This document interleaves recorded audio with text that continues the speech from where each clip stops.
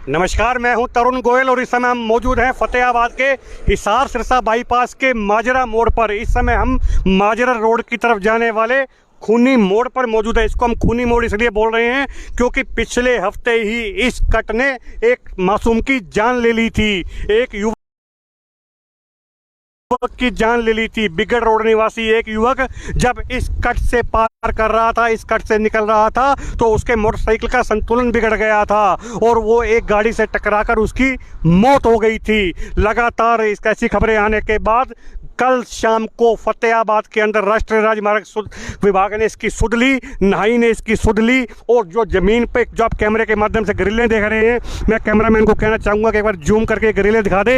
ये ग्रिलें शाम को यहाँ लगाई गई थी, यानी कि बुधवार की शाम को national Highway Authority of India के माध्यम से ये ग्रिलें यहाँ लगाई गई थी। आप देखिए ये होल बनाए गए हैं, लेकिन लगता है कि देखिए आप जिस तरह से इनकी भर्ती की गई है, जिस तरह से मसाला लगाया गया है, आप देखिए जान नहीं है इस मसाले के अंदर। लगता है कि खाना पूर्ति करने के लिए ये कट बंद किया गया था। मैं आपको बता दूं कि ये कट देने की जरूरत भी नहीं थी, क्योंकि इस कट से ही 300 मीटर की दूरी पर, अधिकतम 300 मीटर की दूरी पर अंडरपास है, पुल बना हुआ है। पुल के नीचे से यू टर्न करके आप माजरा की तरफ जा सकते हैं। लेकिन पहले यहाँ बड़े बड़े ब्लॉक भी रखे गए थे। आप देखिए कैमरे के माध्यम से, ये ऐसे पत्थर के ब्लॉक है जिनका एक एक ब्लॉक का वजन क्विंटलों के अंदर है। लेकिन जब इनसे बात नहीं बनी, लोग इनको भी पार करके जाने लगे और यहाँ मौतों का सिलसिला जारी रहा।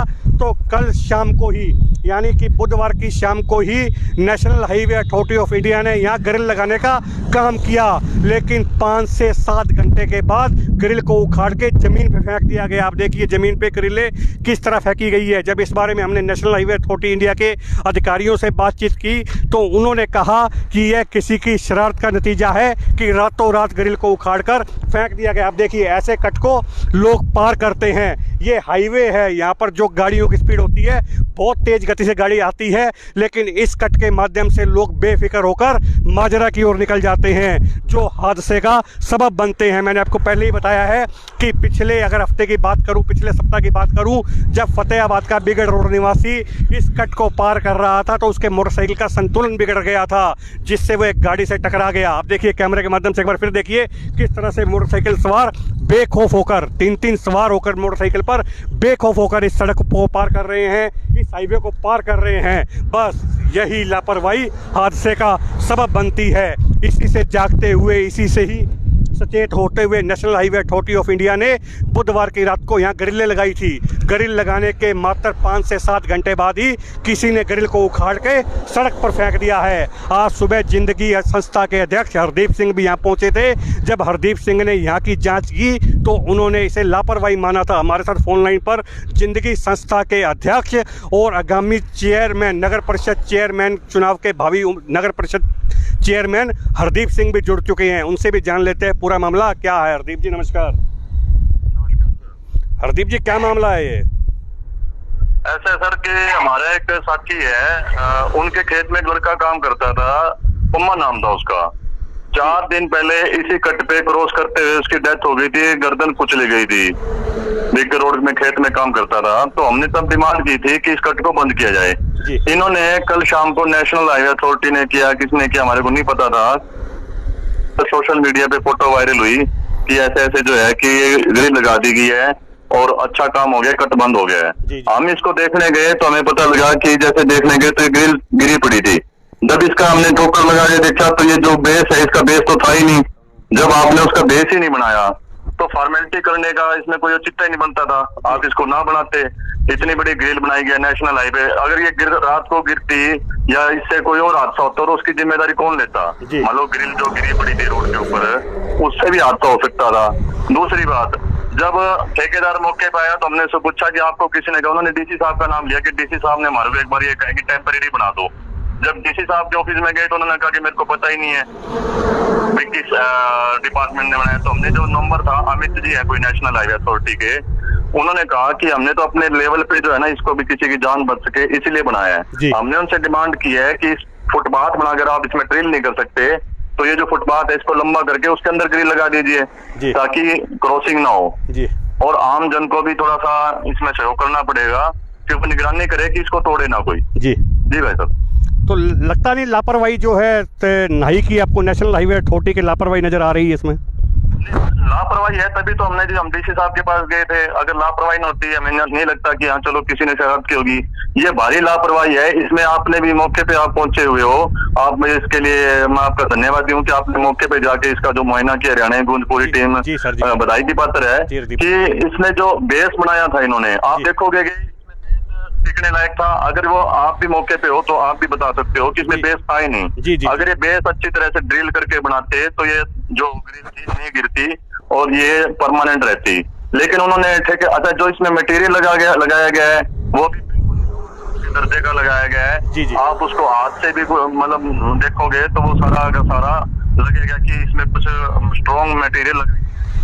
वो भी चलो हम कह देते हैं कि किसी गली में है, किसी में है जहाँ से और 150 की 120 की स्पीड से व्हीकल आते जाते हैं, उस रोड के ऊपर इन्होंने इस तरह की लापरवाही बरती है। तो मेरा मानना है कि जो ठेकेदार है उसका एक तो लाइसेंस रद्द किया जाना चाहिए, और दूसरा जो है जो भी इसमें अधिकारी है जिम्मेदारी के साथ इसको थोड़ा सा मजबूती के साथ ठीक कराए ताकि आगे हादसे न हो। अब तक इसमें 12 लोग मर चुके हैं, 5 तो एक हादसे में मर गए थे माजरा गाँव के। एक बिराने के लड़के की डेथ हुई थी, और हमारा जो अभी खेत में काम करता था लड़का, अभी बताया कि दोस्त के खेत में काम करता था, उसकी डेथ हुई है। जी धन्यवाद हरदीप जी। हरदीप सिंह थे जो जिंदगी संस्था के अध्यक्ष हैं और भावी चेयरमैन के पद के लिए फतेहाबाद से चुनाव लड़ने की तैयारी में है। आज हरदीप सिंह अपनी टीम के साथ यहाँ पहुँचे थे। जब उन्होंने इनका इस फाउंडेशन का मुआयना किया तो वो हतपद रह गए, क्योंकि जो माल लगाया गया है, अब माल देख लीजिएगा, ये माल बिल्कुल लो क्वालिटी का माल लगाया गया है। जब हरदीप सिंह ने संबंधित ठेकेदार से बात की तो ठेकेदार ने यह कहकर पल्ला झाड़ने की कोशिश की कि उन्हें फतेहाबाद के उपायुक्त महावीर कौशिक ने कहा है कि आप टेम्परेरी काम कर दीजिए। देखिए आप ठेकेदार की हिम्मत देख लीजिए, जिले के उपायुक्त पर रोप लगा दिया। जबकि जब जिले के उपायुक्त से जिंदगी संस्था के अध्यक्ष हरदीप सिंह ने मुलाकात की तो डीसी ने अनभिज्ञ जाहिर किया। डीसी ने कहा कि उन्हें इन मामले की जानकारी ही नहीं है। तो आखिर ठेकेदार ने आरोप लगाने की जहमत कैसे उठाई? जब हमने इस बारे में नेशनल हाईवे अथॉरिटी के अधिकारियों से बात की तो उन्होंने दबी जुबान पर एक ही स्वर में कहा कि यह किसी गांव वाले की शरारत लगती है। अगर यह गांव वालों की शरारत होती तो गांव वाले यह मुद्दा ही क्यों उठाते? मैं नहीं मान सकता कि यह किसी गांव वाले ने शरारत की है। यदि गांव वाले ऐसी शरारत करते हैं, अगर प्रूफ है, उनके पास कोई सबूत है अधिकारी के पास, तो उन्हें संबंधित अधिकारियों से मिलकर उनके खिलाफ कार्रवाई करवानी चाहिए। यदि कोई सबूत नहीं है तो उन्हें इसका जिम्मा स्वयं लेकर इस कट को बंद करवाना चाहिए, क्योंकि किसी के परिवार का जब सदस्य जाता है तो वो नुकसानदायक होता है। मैं आपको एक बार फिर बता दूं, देख लीजिए आप, ओवरलोडेड वाहन है, ओवरलोडेड मोटरसाइकिल पर किस तरह से इस कट से लोग निकलते हैं। आज जब सोशल मीडिया पर ग्रिल के टूटने की बात वायरल हुई तो संबंधित विभाग का ठेकेदार यहां पहुंचा और जिंदगी संस्था के अध्यक्ष हरदीप सिंह को एक ही बात कही कि उसको टेम्परेरी ग्रिल लगाने के लिए फतेहाबाद के डीसी ने कहा था। हंसी आती है ठेकेदार की ऐसी बात सुन के कि डीसी और ठेकेदार का संवाद क्यों होगा, क्योंकि ये मामला national Highway Authority of India का है। ये जो काम आता है national Highway Authority of India के अंतर्गत आता है, तो डीसी को जरूरत क्यों महसूस हुई है ठेकेदार को आदेश देने की? ठेकेदार ने लापरवाही बरती है। आप कैमरे के माध्यम से एक बार फिर देखिए, हम आपको एक ईंट लेके दिखाते हैं।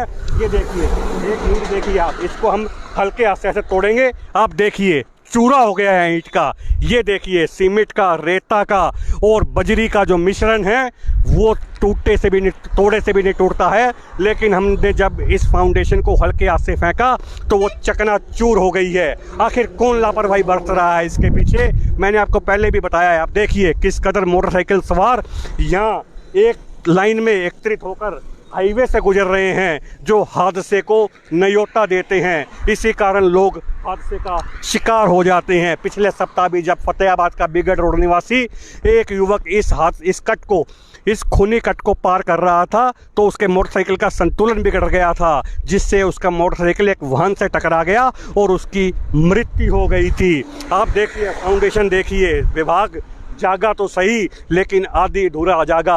आधी अधूरी नींद में अभी भी है। मैं आपको बार बार बताता हूं कि हरियाणा की गूंज जन समस्याओं को प्रमुखता से उठाता है, जन समस्या की आवाज़ बनकर उभरता है। जब तक उस समस्या का समाधान नहीं करवाता, हरियाणा की गूंज चैन से नहीं बैठता है। मैं हरियाणा की गूंज देख रहे सभी दर्शकों से अपील करता हूं कि आपके आसपास भी किसी भी तरह की समस्या है तो नीचे दिए कमेंट बॉक्स में अपनी समस्या बताइए। हरियाणा की गूंज आपकी समस्या स्थान पर पहुंचकर, समस्या स्थल पर पहुंचकर समस्या का निवारण करवाने में अहम भूमिका निभाएगा। हमने अभी थोड़ी देर पहले फतेहाबाद के शिव चौक से गंदे पानी की सप्लाई संबंधित खबर चलाई थी। मात्र 1 महीने से जो शिव चौक के वासी संबंधित विभागों में चक्कर काट रहे थे, जब उनकी बात नहीं सुनी जा रही थी, लेकिन जैसे ही आज वो हरियाणा की गूंज के कैमरे के सामने एकत्रित हुए तो धड़ाधड़ जन स्वास्थ्य विभाग से जो अफसरों के फ़ोन हैं वो हरियाणा की गूंज के दफ्तर में खनखनाने लगे।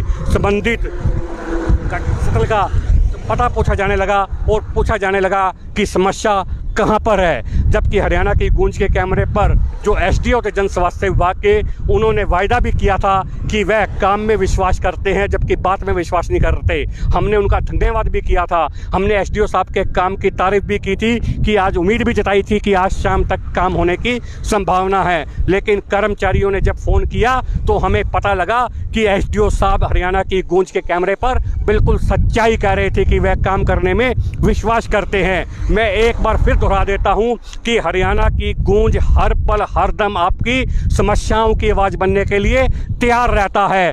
आप दिन मत देखिएगा, शाम मत देखिएगा, रात मत देखिएगा, जब भी आपको अपनी समस्या का समाधान होता दिखाई नहीं दिए, हरियाणा की गूंज के नंबरों पर फ़ोन कीजिएगा। नीचे कमेंट बॉक्स में सेक्शन में कमेंट कीजिएगा।